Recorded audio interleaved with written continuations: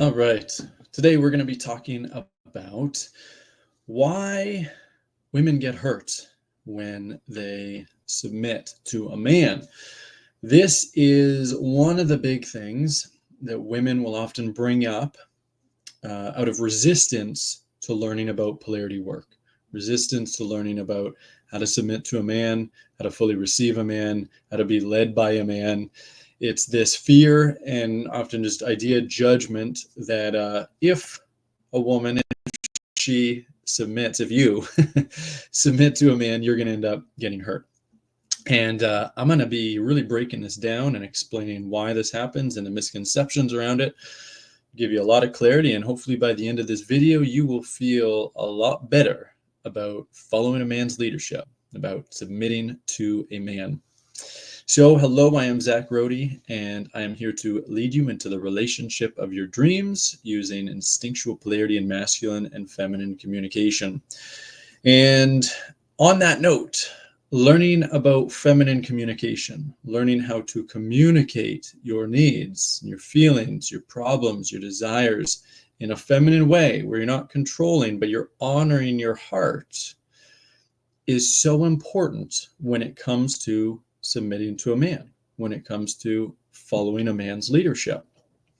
Because what a lot of women do, I'm going to break down what a lot of women do when they think it's submission first, okay? Let's make it really clear. So a man wants something from a woman in some way, whether that is sex or whether that is just something that doesn't, maybe sex too early, or maybe some kind of sexual thing that doesn't feel right for her, or it could be getting money from her, or it could be all kinds of different things. But whatever the case, the woman, you don't feel good about following that leadership in some way. There's some kind of resistance, there is some kind of fear, there is something in the way from it feeling good.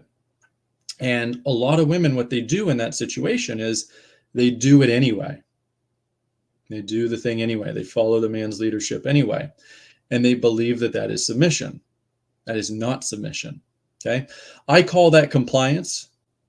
Fawning would also be an appropriate word in a lot of cases for that as well. People pleasing, approval seeking.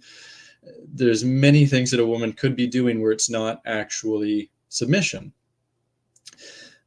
Submission is when you are following a man's leadership and you're doing it to honor your heart, right? So for example, here's like a really obvious example. If I plan a nice date for my wife and, I plan it all out and I'm like, sweetheart, we're going to go out. I'm taking you out. Be ready for 7:00. Wear this nice dress or put on whatever kind of dress that would be appropriate for the place that I'm taking her to. And she follows that leadership and she's ready at that time and she dresses appropriately. That's submission. Okay. And it's submission if she didn't have resistance to it and she wasn't doing it to seek my approval. She wasn't doing it because I was afraid that I'd be abandoning her or judging her or blaming her or whatever if she didn't do it. She's doing it because she basically wants to do it. That's what submission is. And so when women get really triggered and upset by the idea of submitting to a man, they're thinking it's what submission is actually compliance, right? And compliance, of course, is not healthy, right? Compliance is dishonoring yourself. Compliance is hurting yourself. And a woman should never do that. A woman should never comply because she is hurting herself and she's basically enabling a man to hurt her. And what makes it even worse is it's typically women who lack self-worth, who aren't fully embodied in their feminine voice. They will comply a lot. They have it in them to comply a lot. And because they lack self-worth, what kind of men are they going to be attracting? Typically unhealthy men that are abusive, that are controlling in an unhealthy kind of way, that are undevotional, and that also lack self-worth. And that's not going to work out very well, is it? What's going to happen? Well, she's going to be controlled. She's going to be subjugated. She's going to get hurt. She's going to be taken advantage of. and she's probably going to get a really sour taste in her mouth about the whole idea of submission. Because, if you do something that you think is submitting all this time and it's like, well, this didn't work, this just ends up getting me really hurt and feeling terrible about myself, then you're going to have a lot more resistance to it. But healthy submission is nothing like that. It's nothing like that at all. It's completely different, because it's something that should feel good. And the bottleneck, or the problem that's in the way of that, or at least one of the big problems, is the biggest problem, is that a woman doesn't know, most women don't know how, the vast majority of women don't know how to communicate what they are experiencing, what they are feeling. Either they don't know how, and or they're afraid to do it. They're afraid to communicate their feelings. They're afraid to communicate their fear. They're afraid to communicate maybe their anger at times, when a man is leading her to do something that she's not comfortable with, or that just doesn't feel right in some kind of way. She's uncomfortable or afraid of asking for help with what she's experiencing. She doesn't want to be abandoned. She doesn't want to be judged. She doesn't want to be blamed. She doesn't want to experience the reactivity of a man. And so she goes along. She goes along with it. And there's a reason that this is happening, right? Or at least, I mean, it could happen to any woman potentially, but it's most common with women who grew up in an environment where their father and or mother didn't honor their needs or feelings. Okay, didn't give her the space to share what she's experiencing, and would often basically energetically and sometimes even physically force her into doing something that she didn't want to do, because she's a child and you got to obey me as the parent, right? And of course, a child does need to, like, it is important that the child obeys a parent.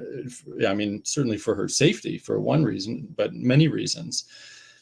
That's not necessarily the problem. The problem is it's done with this energetic force and a lack of love and care and appreciation for her. And so she's forced into dishonoring her heart over and over again, because she, I mean, as a 4-year-old, you got no choice in the matter, do you? You just have to dishonor yourself. You don't know any better. It's not your fault. It's just happening. And if that's the way that you've lived, and also on top of that, you're taught unconsciously that your feelings don't really matter. Your emotional experience doesn't matter. It doesn't matter if you don't enjoy it. It doesn't matter if it feels wrong, bad, whatever, in some kind of way. You're going to be relatively likely to continue doing that with a man in a relationship. Now, are there other ways for women to get to that point where they will comply with a man's leadership, where it doesn't feel good? Yeah, of course. There's many ways because of childhood, but that's going to be one of the most common. Catherine says, it's a very fine line, Zach. I get what you were saying, though. Yeah, so we'll talk about that fine line. So because I see it from a different perspective. It's not actually a fine line, but it might seem like it because the behaviors seem so similar, right? It's like it's all following a man's leadership. And by the way, if you're still listening, tell me more about exactly what you mean. What makes it a fine line? Because we might be talking about the same thing. I don't want to. I don't want to contradict you if we're actually talking about the same thing here. But the energy is completely different. Like, we're talking about two very different energies, and a lot of women are not in touch. That is the other thing. It's that they're not even in touch with their yes, or in touch with their no. Right? If you've been conditioned to override your no your entire life, and to believe that you're not, worthy of getting to say yes, basically. Or if you haven't been taught that, but the other possibility is that you're just, you're just scared of the consequences of saying yes. You might not really be aware of the difference of what that feels like. It's certainly not in the moment, anyway. And so you're going to follow a man's leadership. You're going to end up feeling bad in some kind of way. And then you're going to think, oh, submission it's really not for me. And it's women shouldn't submit, and the equal partnership thing. The other example that I will often use when it comes to submission is I talk about dancing, right? Because what more perfect example is there for what submission really is than a willing woman dance participant, partner, right? Where the man is leading the entire dance, whether it's tango or salsa or ballroom or whatever, and the woman is just following his leadership. She's flowing with his leadership without any kind of resistance. That dance is for her, ultimately, right? Like a good man, why is he dancing with a woman? He wants to give the woman an amazing experience. He wants to put a smile on her face. He wants to enjoy her joy, her feminine energy, her gratitude for what he is giving her. That's it. And she's submitting the entire time. That's what submission is, the entire time.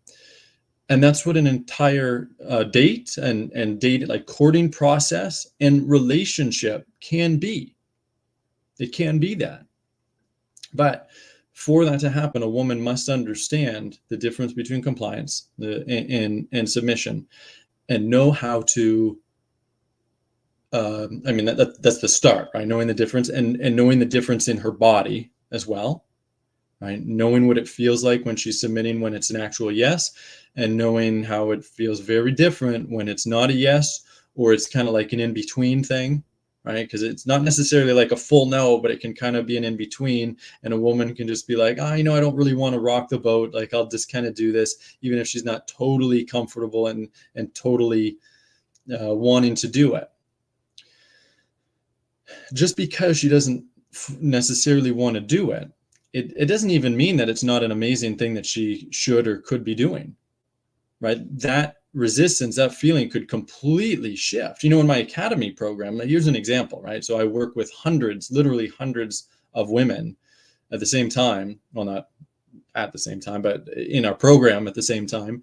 And they're learning how to let go. They're learning how to follow a man's leadership, how to trust a man, how to trust men, often for the first time, right? Because that trust was destroyed in early childhood. Learning how to communicate their needs, communicate their feelings, communicate the problems they're experiencing, communicate the resistance that they are experiencing. And do women in our academy just joyfully follow everything that I say and my coaching team say? No. Some do from the start, and it's relatively easy. Pretty much everyone does at times if they're going through the process properly, but pretty much every woman is going to experience some level of resistance that's fueled by anger or shame or fear or guilt or people pleasing, like a neediness kind of feeling, or something else. That's totally normal. They all experience that at times. And so even though, of course, we're devoted to them, like we're there to take care of these women, and we're very competent at what we do as well. But though, and so it would be in their best interest to submit to our leadership, right? As they find out, as they go through the process. But they can't just go along with our leadership without saying anything when these feelings are coming up, when this resistance is coming up. Because they'd be fawning, they'd be complying, they'd be dishonoring themselves. So the puzzle piece, the important puzzle piece in this is learning how to communicate. It's to learn how to communicate what is going on, to do one of two things, typically. Actually, one of three things. Either they communicate what's going on for them, and then the man, so say in this case me, is able to give them clarity, reassurance, love, care in some capacity, so that their no turns into a yes. It's so great. Or they communicate what's coming up, and then the man, in this case me, learns, oh, you know what? This is actually not a good thing for them to follow, right? At least not right now.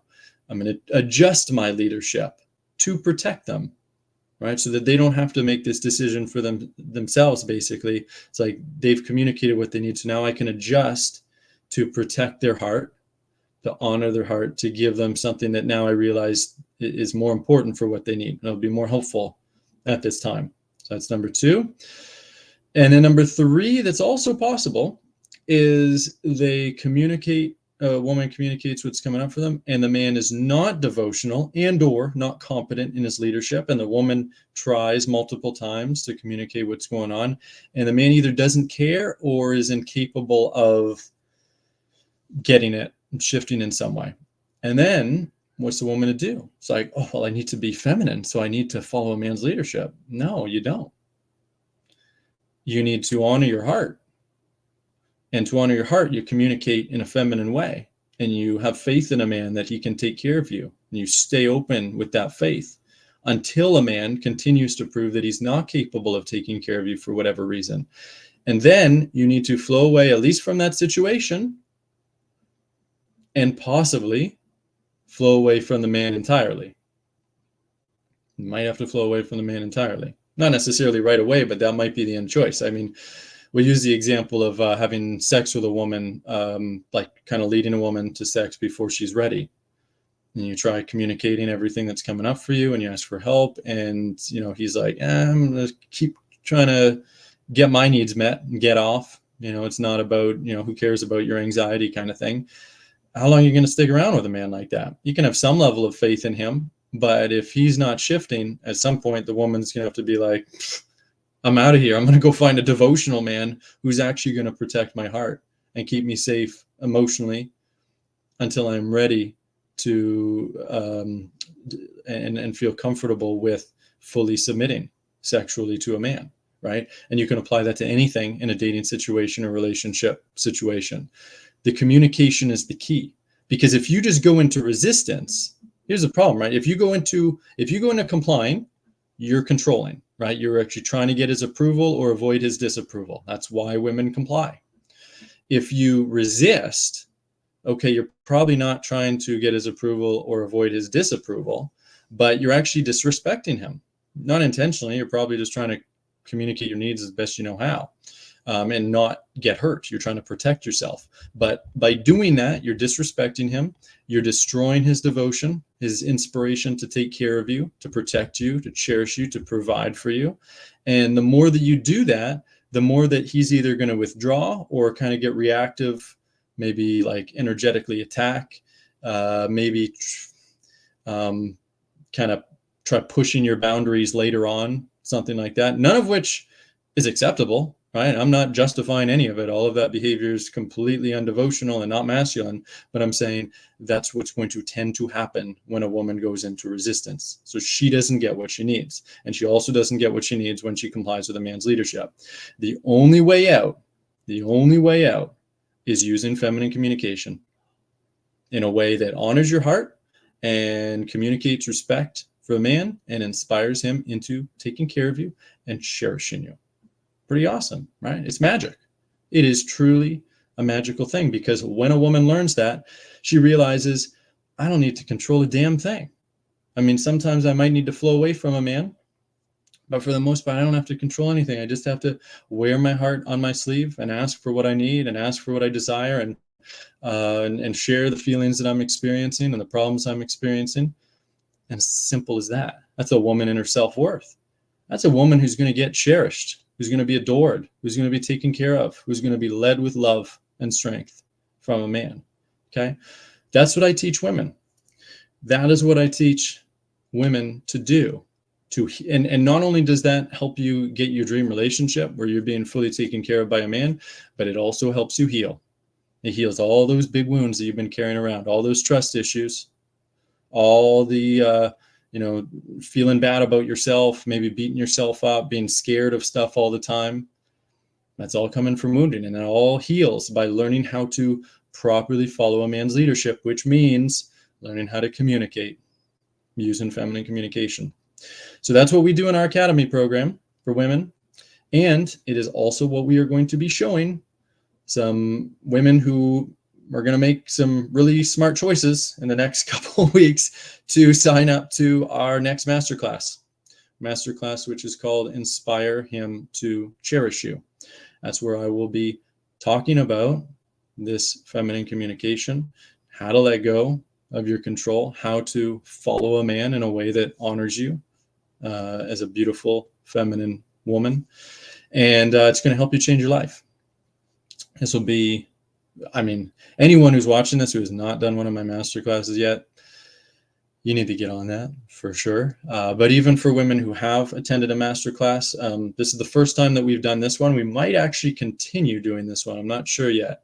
But you need to, like, this will change your life, especially if you've never attended one of our master classes before. This will show you why you aren't experiencing the devotion and care that you've always wanted from a man and needed from a man. You know, your search is over, assuming that you're able to receive this information at the time that you are at in your life and your healing journey. So claritymasterclass.com, that is the address to put into your little search engine. It's also below my face, claritymasterclass.com. This masterclass is 10 days from now. 10 days. And it's awesome. We usually have like 40 to 60 women who come out, and it's active. I mean, it can be active participation. You don't get scared and think you have to. You can just sit on the sidelines, but you get your questions answered and you learn what feminine communication looks like. And we will actually show you what it looks like in a role play with two members of our team, a man and a woman, and it will start to click. It'll really start to click. Even if you've read my books or if you've followed my YouTube videos or my posts on Facebook before, but you've never attended one of these, it's a totally different experience. You haven't seen anything like this before. You haven't felt the energy. We probably haven't gone to the depths that we're talking about in the masterclass, but even just the role play part, just seeing what this looks like, feeling the energy of like, okay, this is submission. This is how to honor my heart. This is how to inspire a man to take care of me. It's going to really help. It's going to really help whatever you're dealing with, especially if you're a woman who tends to go into compliance patterns or resistance patterns with a man when something's not feeling good, which is most women most of the time if they haven't been really diving into my work. So that's it. I'll leave this there. claritymasterclass.com. Go there, sign up. Don't procrastinate on this. Let's change your life together. That's it. Bye for now.